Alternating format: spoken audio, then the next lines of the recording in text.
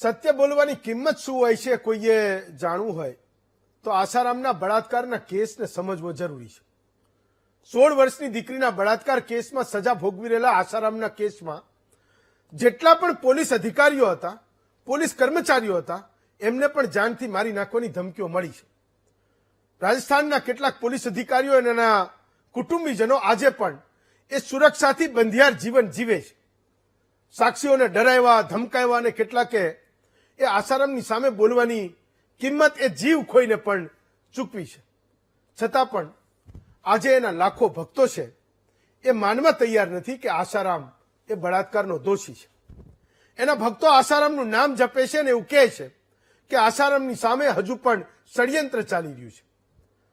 તમને એ કેટલાક કિસ્સાઓની જાણ કરું તો તમને ખબર પડશે કે સામે કોઈ ગમે એટલી મોટી વ્યક્તિ હોય, ગમે એટલા એને પૂજનારા હોય અને છતાં પણ આપણે એને નફરત કરતા થઈ જઈએ એવા કેટલાક કિસ્સાઓ સુરત અને જોધપુરના કેસમાં, બળાત્કારના કેસમાં જે લોકો સાક્ષીઓ હતા એની સામે થઈ છે. સુરતમાં આસારામની સામે બળાત્કારનો કેસ નોંધાવનારી 2 બહેનોમાંથી એકના પતિ પર જીવલેણ હુમલો થયો હતો. એના 15 જ દિવસમાં સુરતમાં રાકેશ પટેલ નામના વિડીયોગ્રાફર પર હુમલો થયો. દિનેશ ભગનાની નામના એક સાક્ષી પર સુરતના કપડા બજારમાં તેજાબ ફેંકાયું હતું. આ તમામ કિસ્સાઓ મારી અને તમારી આજુબાજુ બનેલા છે, આપણા ગુજરાતમાં બનેલા છે. આ ત્રણેય સાક્ષીઓ જીવલેણ હુમલા પછી પણ બચી ગયા છે. પોઈન્ટ બ્લેન્ક રેન્જથી અમૃત પ્રજાપતિ પર ગોળીબાર થયો.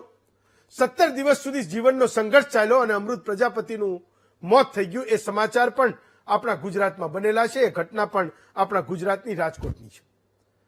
યુપીના શાહજહાંપુરમાં એક પત્રકાર જે આસારામના તમામ કરતૂતો બહાર લાવતો હતો એ નરેન્દ્ર યાદવ પર હુમલો થયો. 2015માં વધુ એક સાક્ષી અખિલ ગુપ્તાનું મર્ડર થઈ ગયું. રાહુલ સચાન નામના સાક્ષી પર જોધપુરની અદાલતમાં જીવલેણ હુમલો થયો. મહેન્દ્ર ચાવલા નામના સાક્ષી પર હુમલો થયો, બચી તો ગયા પણ આજીવન વિકલાંગતા સાથે જીવન જીવી રહ્યા છે. જોધપુર બળાત્કાર કેસમાં 35 વર્ષના કૃપાલસિંહની ગોળી મારીને હત્યા થઈ. આવા કેસ પણ કેટલાક લોકોની આંખો ખોલી શકતા નથી અને ગુજરાતમાં એ આસારામના નામના પિતૃપૂજાના નામે એ પોસ્ટર લાગી રહ્યા છે. ગુજરાત સરકાર આસારામ આશ્રમની સામે એ વાતે લડી રહી છે કે અમારે ત્યાં કોમનવેલ્થ ગેમ થવાની છે, અમને મેદાન માટે જમીનની જરૂર છે, જગ્યાની જરૂર છે અને એ નરેન્દ્ર મોદી સ્ટેડિયમની એક્ઝેક્ટ બાજુમાં આસારામ આશ્રમે સરકારની હજારો એકર જમીન, હજારો વીઘા જમીન એ પચાવી પાડી છે, એના ઉપર કબજો કર્યો છે. હાઈકોર્ટે કીધું કે ભાઈ ખોલી લો, એ જમીન એ સરકારનો હક છે અને ત્યાં જે કંઈ ડેવલપમેન્ટ થાય એ કરવું જરૂરી છે. આજે આપણે ચર્ચા કરવાની છે કે ગુજરાતમાં અમદાવાદ અને આણંદમાં એ પોસ્ટર લગાવનારા લોકો એ કોણ છે જે હજુ પણ માને છે કે આસારામ એ પિતૃતુલ્ય છે, એની પૂજા કરવી જરૂરી છે અને એના માટે 14મી ફેબ્રુઆરીએ તમે ભેગા થાવ. આપણે આજે ચર્ચવાનું છે આસારામના ગુણગાન કેમ. 4 લોકો આપણી સાથે છે. પ્રફુલ્લ વાઘેલા છે, દીપેશ અભિષેકના પિતા છે જેનું 2008માં જેમની હત્યા થઈ હતી, આસારામ આશ્રમના એ સ્કૂલમાં ભણતા હતા. પ્રજ્ઞેશ પંચાલ જે આસારામના અનુયાયી છે. ધર્મેશ ગામી છે, સામાજિક કાર્યકર છે અને સમીર ખીરા છે જેની મેં વાત કરી અમૃત પ્રજાપતિની, જેમનું મર્ડર થયું, એ કેસમાં સાક્ષી હતા અને એને જીવ ગુમાવવો પડ્યો, એના વકીલ તરીકે એ કામ કરી રહ્યા છે. તો પ્રફુલ્લભાઈ, સૌથી પહેલા તો હું તમારી પાસેથી એ તમારી લાગણીને સમજવા માંગુ છું. મારા રિપોર્ટિંગના દિવસોને હું યાદ કરું છું તો મને ખબર પડે છે કે કોઈ એક પિતા જેના નાના નાના ભૂલકાઓ એક નદીના કિનારે એવી ક્ષત વિક્ષત હાલતમાં મળે, એ માતા પિતા પર શું વીતે એ વાતને હું બરાબર જાણું છું. હું તમને છેલ્લા 16-18 વર્ષોથી જાણું છું. પ્રફુલ્લભાઈ, મને એ સમજાવો કે આણંદ અને અમદાવાદમાં જ્યારે આસારામના નામના પોસ્ટર લાગે કે એની પૂજા કરવાની છે ત્યારે તમે એક બંને દીકરાના પિતા અને કાકા તરીકે તમે શું અનુભવો છો?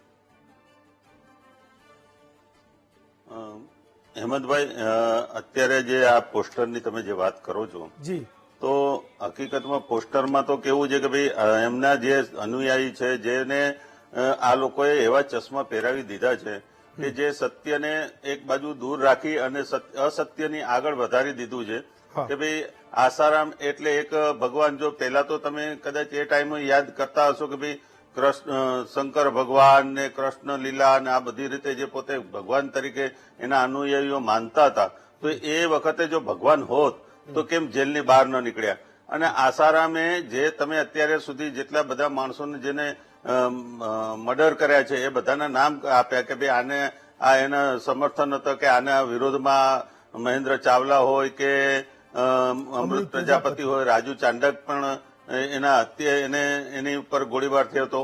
તો હું એવું માનું છું કે ભાઈ આ લોકોને ખરેખર સત્યની સામે અમે આટલા વર્ષોથી જે લડાઈ કરી છે, હું સામે છું કે મારા છોકરાઓને જે હાલતે મર્ડર કરવામાં આવ્યા છે આશ્રમની અંદર, અને બંને બાળકોને જે મૃત્યુ, આવા તો મને તો ઘણા બાળકો એ આશ્રમમાંથી ગુમ થયેલા છે એવી પણ વાત થઈ હતી, અને એ કહેનાર પણ ત્યાંના પીઆઈ પણ હતા. પણ છતાં આ સરકારને અને આ સરકારે જે પણ આસારામને જે વખતે છાંડવ્યા હતા, અને અત્યારે પણ અમે એ કોર્ટમાં હાઈકોર્ટમાં જવાના છીએ, છેલ્લે લાસ્ટમાં જે પણ ચુકાદો આવ્યો નીચે કોર્ટમાં. પણ હું એટલું કહીશ કે ભાઈ એ લોકોને જે ચશ્મા પહેરાવ્યા છે તો એ ચશ્માને ઉતારવા ખરેખર ગુજરાતના તમામ જેટલા આસારામના વિરોધી છે એ લોકોએ બહાર આવી અને આનો વિરોધ કરવો જોઈએ. પ્રજ્ઞેશભાઈ, મારે એ સમજવું છે કે આ દેશની ન્યાય વ્યવસ્થાઓમાં આસારામના જે કોઈ સાધકો કે એના ભક્તો છે એને વિશ્વાસ છે કે કેમ? બબ્બે કેસમાં, બળાત્કાર કેસમાં, એક તો જુવેનાઇલ દીકરી, નાબાલિગ દીકરી, સગીર દીકરીના બળાત્કાર કેસમાં જે વ્યક્તિ જેલમાં છે એની પૂજાના નામે તમે લોકો પોસ્ટર મારો છો. સુરતમાં બે બહેનો સાથેના બળાત્કારના કેસમાં સુરતની કોર્ટ 2023માં આજીવન કેદની સજા એ કોર્ટ સંભળાવી ચૂકી છે. આ બબ્બે કેસમાં આજીવન કેદની સજા ભોગવી રહેલા એક વ્યક્તિને તમે લોકો કેમ એના ગુણગાન ગાઈ રહ્યા છો ને તમારી આંખો કેમ નથી ખુલતી? મારે એ સમજવું છે. બોલો. હરિઓમ. સૌ પ્રથમ તો વીટીવી ગુજરાતીએ મને મારો પક્ષ રાખવાનો જે મોકો આપ્યો એ બદલ વીટીવીનો આભાર માનું છું.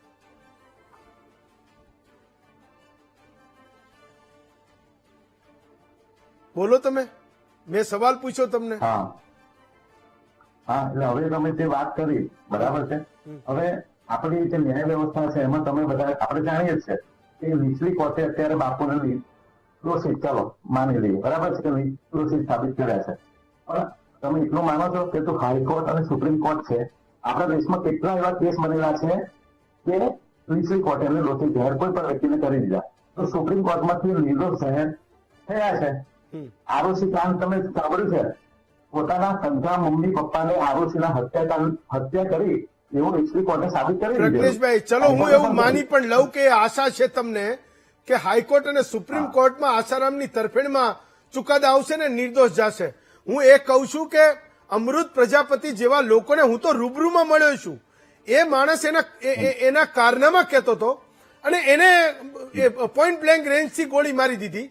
એવા 8 લોકોએ જીવ ગુમાવ્યો, 10 થી વધારે લોકોની સામે હુમલાઓ થયા. તો શું એમાં પણ તમે લોકો હાથ ખેંચી લો છો કે એમને પણ અત્યારે ભલે સેશન્સ કોર્ટ એને સજા સંભળાવી રહી હોય, કાલ હાઈકોર્ટ અને સુપ્રીમ કોર્ટમાંથી એ છૂટી જશે? જે માણસ એની સામે બોલ્યો, જે માણસ સાક્ષી બન્યો, એને તમે લોકો ગોળીઓ મારો છો. જો સર, તમે જે શબ્દ વાપરો છો ને કે તમે લોકો, આ શબ્દ બહુ ખોટો છે. એવું કોર્ટમાં પ્રૂવ થયું છે કે અમે લોકો, બાપુની તો વાત જ છોડો, પણ અમે પણ એની અંદર અમારો કોઈ સાધક કરીને ઇન્વોલ્વ હોય તો એવું એ બે કોઈ પણ સિક્કાની બે બાજુ. તમે એવું ના કહી શકો તમે જ ગોળી મારી. તમે કોઈ ન્યાય વ્યવસ્થાની તમે વાત કરી, તમે ધર્મમાં ઘણા બધા માનો છો, તમે ન્યાયને માનતા હશો. ચલો કોર્ટની વાત હું એક બાજુ મૂકું છું. તમે એટલું તો જાણતા હશો કે કોઈક એક વ્યક્તિના કેસમાં જે સાક્ષી છે એને જ લોકો ગોળી મારી જાય, એને દંડા મારી જાય, તો શું એ આખી વ્યવસ્થા કોઈ વિદેશમાંથી ચાલતા ષડયંત્રના ભાગરૂપે એ સાક્ષીઓને કોઈ મારી જતું હશે ને એને પરધામ પરલોક પહોંચાડી દેતું હશે? થઈ શકે, બંને પક્ષ છે. તમે બધા અમારી ઉપર એવો આરોપ લગાવે છે કે ધર્મ તો છે ને પ્રજ્ઞેશભાઈ, ધર્મ તો છે ને એ કરુણા શીખવે. હું એવું સમજુ છું કે કરુણા નામનો શબ્દ અત્યારે તમારા બોલવામાં પણ નથી, સંવેદનશીલતા શીખવાડે એ પણ નથી, અને હું એવું સમજુ છું કે તમે કોઈ નિષ્ઠુરતાના પાઠ ભણી રહ્યા છો. કોઈક એક વાતે ક્યાંક થોડીક પણ ખોલશો ને તો ઘણું બધું દેખાશે સામે, ઘણું બધું દેખાશે, તમને ઘણું બધું દેખાશે. ચલો હું આવું તમારી પાસે. ફાઇન સમીરભાઈ ફાઇન, હું આવું તમારી પાસે. પ્રજ્ઞેશભાઈ, સમીરભાઈ, અમૃત પ્રજાપતિના કેસને હું જ્યારે પણ જોઉં છું, જ્યારે પણ હું એ નામ સાંભળું છું, તો મને એ સખત ઘૃણા થાય છે એ વિચારોની સામે જે ધર્મના નામે લોકોને પીરસાતી હતી. આજે પણ હું એ વાતને સમજવા તૈયાર નથી કે જે વ્યક્તિ બળાત્કારના કેસમાં 2 કેસમાં કન્વિક્ટ છે અને એના ભક્તો હજુ પણ એવું કહે છે કે હાઈકોર્ટ અને સુપ્રીમ કોર્ટમાંથી બાપુ છૂટી જશે. ન્યાયતંત્ર હજી હયાત જ છે, હું તો પેલા એ કહેવા માંગુ છું. અને આ વ્યક્તિ પૂજાય તેમ નથી, આ કુખ્યાત વ્યક્તિ છે. આસારામ છે ને તે પૂજાય તેવા વ્યક્તિ નથી, કુખ્યાત વ્યક્તિ છે. તેની ઉપર રાજકોટમાં 302 આર્મ્સ એક્ટ 307 વગેરે જેવા ગુના દાખલ થયા છે. અને જે અમૃત પ્રજાપતિ ગુજરી ગયા, તેણે ગુજરે પહેલા ડીડી આપ્યું હતું, ડાયરેક્ટ ડિક્લેરેશન પોલીસને આપેલું હતું. તે અતિ ગંભીર વસ્તુ છે. અને તેમાં એને 6 જણાના નામ આપેલા હતા. એમાં આ મેઘજીભાઈ, કાંતિભાઈ અને આસારામના જે જામીનો સંભાળે છે તે વિકાસભાઈ, રામચંદ્ર ઠક્કર, અજય શાહ, કૌશિક પોપટ અને છેલ્લે આ કેશવ કરીને વ્યક્તિ એક પકડાણો છે, તેનું નામ આપેલું છે.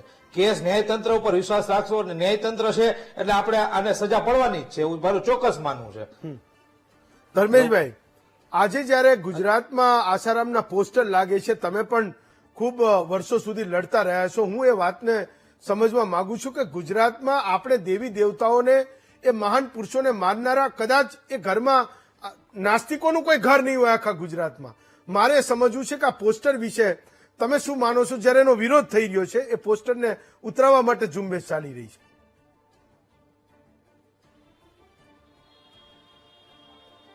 ધર્મેશભાઈ, પહેલામાં પહેલું તો જી આસારામ બાપુ જે સંતનો ચોલો ઓઢીને જે રીતના કાર્ય કર્યું છે, અને સુરતમાં તો એમનો આશ્રમ પણ છે, લાખો એમના ભક્તો પણ હતા. એમના પર જ્યારે જે કઈ કેસ થયા, અને કેસ થયા નહીં, આરોપો તો ચલો લાગે, ઘણા બધા લોકો પર લાગતા હોય, પરંતુ આરોપ સાબિત થાય એટલે એનો મતલબ એ છે કે આપણું ન્યાયતંત્ર ક્યાંક ને ક્યાંક જીવિત છે. અને ઘણા બધા એવિડન્સ સાથે એ મૂકવામાં આવતા હોય, એમાં પોલીસનું તંત્ર બધું લાગેલું હોય, બધું જ લાગેલું હોય, અને સાબિત થાય કે આ દોષી છે, એના પછી તો લોકોની આંખ ખુલવી જોઈએ. પરંતુ ઘણા બધા એમના ભક્તો છે, આજે પણ એમના ચાહકો છે. હું એક એમના ચાહકને મળેલો, તો એ હજી પણ એવું જ કહે છે કે આસારામ પર ષડયંત્ર છે, બાપુ પર ષડયંત્ર છે, બાપુ તો ચાહે તો તરત બહાર આવી જાય, બાપુને ફસાવવામાં આવ્યા છે. અરે ભાઈ, તમે આંખ ખુલ્લો. કોઈ આટલો બધો ક્રૂર માણસ હોય, સંતનો ચોલો ઓઢી અને આટલા મર્ડરો કરાવતા હોય, બાલિકો પર જો આવી રીતના દુષ્કર્મ કરતા હોય, અને કોર્ટ દોષી એને સાબિત કરતા હોય, અને એને તમે આઇકોન માનો, અને એના જાહેરમાં પોસ્ટર માતૃ પિતૃ વંદના માં આઇકોન એને સમજો, તો આ બિલકુલ યોગ્ય નથી. આવા વ્યક્તિને આઇકોન ન માનવો જોઈએ. સમાજે વિચારવું જોઈએ. માતા પિતાના વંદના કરવી, 14 ફેબ્રુઆરી આપણે સમજીએ છીએ કે વેલેન્ટાઇન ડે છે, વેસ્ટર્ન કલ્ચર છે, એની જગ્યાએ માતૃ પિતૃની વંદના કરવી એ ઓકે. કોઈ પણ દીકરા દીકરીઓએ એ સમજવું જોઈએ કે ભાઈ 14 ફેબ્રુઆરી આપણે માતૃ પિતૃની વંદના કરીએ, પણ એ વંદનાના જો આઇકોન આપણે આસારામને સમજતા હોઈએ તો આ બિલકુલ યોગ્ય નથી. આના પોસ્ટર આવી રીતના ન જ લાગવા જોઈએ. આટલા દુષ્કર્મી કોઈ, અગર આ સાધુ સંત પરંપરાને લજવી છે, એના કારણે સાધુ સંતોનું માથું નીચું ઉતર્યું છે. આપણા જે કઈ સનાતન ધર્મ, એમાં પણ આ ક્યાંક ને ક્યાંક હું માનું છું કે ખૂબ જ ખરાબ ઘટના છે. આવા સંતોના કારણે લોકોનો વિશ્વાસ છે સાધુ સંતો પર, એ પણ ઘણો બધો ઘટ્યો છે. પરંતુ આજે પણ એવા અંધભક્તો છે એમના, અને હજારો ચાહક હમણાં સુરતમાં આવ્યા હતા છૂટીને પેરલ પર લગભગ, ત્યારે પણ હજારો લોકો એમના આશ્રમમાં ગયા હતા. અરે લોકો, એ તમને શું પીવડાવે છે, એવું તમને શું શીખડાવે છે? તમારે પોતાએ શીખવાનું છે કે તમે કોના આઇકોન બનો છો, કોના આઇકોન બનો છો. સમાજના પ્રજ્ઞેશભાઈ, 2009ની એ ગુરુ પૂર્ણિમાનો હું પણ સાક્ષી છું. એ આશ્રમની અંદર જે પત્રકારો પર હુમલો થયો એમાં હું પણ હતો. એ મને ખબર છે કે એ સ્થિતિ શું હતી. અને એ સફેદ કપડા પહેરેલા લોકો જે ધોકા અને લાકડીઓ લઈને છૂટ્યા હતા, કોઈ સંજોગોમાં એ અનુયાયીના નામે કોઈ એને ધાર્મિક ના કહે. તો તમારા આશ્રમોમાં એવું શું છુપાવી રાખ્યું છે? એવી કઈ સોનાની ખાણો છે કે કોઈ અજાણ્યો માણસ ત્યાં આવીને લઈ જવાનો છે કે તમે લોકો કેમેરાના નામે આટલા બધા ડરો છો? તમે આશ્રમમાં જઈને કોઈને પૂછજો, મે બી એ તમારી જવાબદારી ના હોઈ શકે, પણ સરકારની જમીનો વાળી લેવી, કોઈ ડેવલપમેન્ટના કામ માટે તમારે હાઈકોર્ટ અને સુપ્રીમ કોર્ટમાં લડતું રહેવું, તો આમાં કયો ધર્મ આવે છે એ તો કોઈ સમજાવે? હવે કરવા સાહેબ બોલો. હા, પહેલો પોઈન્ટ જે આગળ જે બોલતા હતા મને ખબર નથી, કારણ કે દેખાતું નથી. હવે એ ભાઈએ એમ કીધું કે આ માતૃ પિતૃ પૂજન થવું જોઈએ, એટલું તો માને છે, વાત સાચી જ છે, બરાબર. વેલેન્ટાઇન નો વિરોધ બાપુએ નથી કર્યો, પણ આ કાર્યક્રમ શરૂઆત કરનાર 2006 થી આજે 20 વર્ષ થયા, બાપુએ સંકલ્પ કરેલો કે આ વેલેન્ટાઇન જે બધી આપણા સમાજમાં બેસી રહી છે અને એના દુષ્પરિણામ એની અત્યારે ચર્ચા નથી કરી, પણ એટલા દુષ્પરિણામ આવી રહ્યા હતા કે જે વિદેશી કલ્ચર હતું એ આપણે અહીંયા બચી ગયું. મારી વાત પૂરી સાંભળો. એટલે ના સાંભળો, તમે પ્રશ્ન પૂછો, સાંભળી લો પૂરું. એટલે પછી શું થયું કે એમણે પેલા મારા સવાલનો જવાબ તો આપો તમે. એ દુનિયા સમાજમાં જેટલા બદલાવો થયા પ્રજ્ઞેશભાઈ, દુનિયામાં જેટલા બદલાવો થયા, સમાજમાં જેટલા સારા બદલાવો થયા, એનો મહિમા મંડન તમે કરતા રહેજો. તમે બાપુને ક્રેડિટ આપી દેજો તમારા. મને ખાલી એટલું કહો કે મેં સવાલ તમને એટલો પૂછ્યો તો, મેં તમને સવાલ એટલો પૂછ્યો તો કે એ આશ્રમોમાં એવું શું રાખી મૂક્યું છે, એ આશ્રમોમાં એવું શું રાખી મૂક્યું છે કે કેમેરાના નામે તમે લોકો આટલા બધા ડરો છો? ના, જાપાની બહાર ઉભા રહે છે. 2 દિવસ પહેલા મીડિયાની ટીમોને અંદર નથી જવા દીધી. તમે લોકો મને એવું કહો કે એવું શું થઈ ગયું છે? તમે મીડિયામાં આવ્યા, તમારે કોઈને પૂછવું જોઈતું હતું કે અંદર એવું આશ્રમોમાં શું છે? અરે ભાઈ, મીડિયા છે ને, પોલીસ સાથે મીડિયા અંદર 2008માં બેસેલું છે, પછી તોડફોડ કરી છે, એના વિડીયો અવેલેબલ છે. કોઈ પેસેલું નથી, કોઈ પેસેલું નથી. તોડફોડ કોણે કરી હતી એ બધું બધા લોકો જાણે છે. હું તમને 2009 થી આજની સ્થિતિ કહું છું. હું તમને 2009 થી આજની સ્થિતિ કહું છું પ્રજ્ઞેશભાઈ. કોઈક એક માણસને લઈને જાજો, તમારો કોઈ સિમ્બોલ બિમ્બોલ પહેર્યા વગર. કોઈ આતંકવાદી આવ્યો હોય ને એ પ્રકારનું વર્તન આજે પણ કરે છે, જે સૌથી મોટી જેના ઉપર શંકા પ્રેરે એવી વાત છે. તો આવા આશ્રમમાં જવાની શું જરૂરત છે? નહીં પ્રફુલભાઈ, કોઈક વાત કોઈક રિપોર્ટ માટે પણ ગયું હોય. આટલો મોટો કેસ ચાલે છે, દબાણનો આવડો મોટો મુદ્દો ચાલે છે, હાઈકોર્ટ એવું કહે છે કે ભાઈ વેકટ કરી દો, આ બધી તમે દબાણ કરીને રાખેલી જગ્યા છે. તો લોકોને બતાવવા માટે કેમેરા જાય, લોકો જાય, કોઈ જોવા જાય, કોઈ જોવા જવા દેવામાં શું વાંધો છે? કોઈને અંદર મોકલવામાં શું વાંધો છે? એવું શું ચાલે ત્યાં? કામ નહીં કરે, એ મીડિયાએ કામ કરવાનું છે. અત્યારે જે નિર્ણય આવ્યો કે ભાઈ આ ઇલીગલી છે, ચલો તમે બધું અત્યારે ચાલે છે મીડિયામાં અને ન્યૂઝમાં, કોર્ટ નક્કી કરશે. કેમ ભાઈ, કોર્ટે નક્કી કરેલું કે છાપા ટીવીમાં આવે જ નહીં? કોર્ટે નક્કી કરેલું કે છાપા ટીવીમાં આવે જ નહીં? મને એવું લાગે છે કે આ ચશ્માની નીચે કોઈક વસ્તુ પહેરી લાગે છે. મને એવું લાગે છે ચશ્માની નીચે સેજ થોડી ખોલશો ને તો ઘણું બધું દેખાશે. પ્રજ્ઞેશભાઈ, વાત સાચી છે કે કોઈ માધ્યમમાં કોઈ બચાવ કરવાનો મોકો મળે તો સંત શિરોમણી બનાવી દઈએ, કોઈને સંત શિરોમણી બનાવી દઈએ. પણ જયારે હા, તો આગળની પેઢીઓને પણ એ બધું આપતા જજો, ભૂલતા નહીં. ફાઇન પ્રફુલભાઈ, તમારે ફાઇન, ઓકે પ્રફુલભાઈ, તમારે કઈ કેવું હતું? હા ફાઇન, બહુ બોલ્યા. હા પ્રફુલભાઈ, અત્યાર સુધી આસારામે કઈ જમીનો ખરીદેલી છે? અત્યારે જે તમે કીધું હાઈકોર્ટનું માન્ય ન રાખતા હોય અને આ આસારામના સમર્થક, એમને ખ્યાલ છે કે આસારામ વેલેન્ટાઇન ડે ની વાત જે કરે છે, પોતે કઈ હદે કરેલું છે. પેલી 16 વર્ષની છોકરી ઉપર બળાત્કારનો કેસ, એના છોકરાઓએ નારાયણ સાહેબ 2 છોકરીઓને કઈ જગ્યાએ આશ્રમોમાં શું લીલા કરતા હતા, એ બધા વિડીયો આવેલા છે. તો આવું કામ કરે છે આશ્રમમાં અને પોતાને ભગવાન માને છે. આ ભાઈને ખ્યાલ નથી. આ ચશ્મા ઉતારો, પ્રફુલભાઈની આંખો ખુલી 2008માં સુધી જાઓ તો ખ્યાલ આવશે. પ્રફુલભાઈની આંખો ખુલી 2008માં. પ્રજ્ઞેશભાઈ, તમારી પણ કોઈ વર્ષે આંખો ખુલશે અને આ ન્યાય સંગત દુનિયામાં તમે પણ કંઈક સાચું માનતા થશો એવું હું માનું છું. પ્રફુલભાઈ, પ્રજ્ઞેશભાઈ, ધર્મેશભાઈ અને સમીરભાઈ, ચારેય વક્તાઓનો ખૂબ ખૂબ આભાર માનું છું. આવતીકાલે વધુ એક નવા વિષય સાથે ફરી મળીશું. હાજર જ આવજો.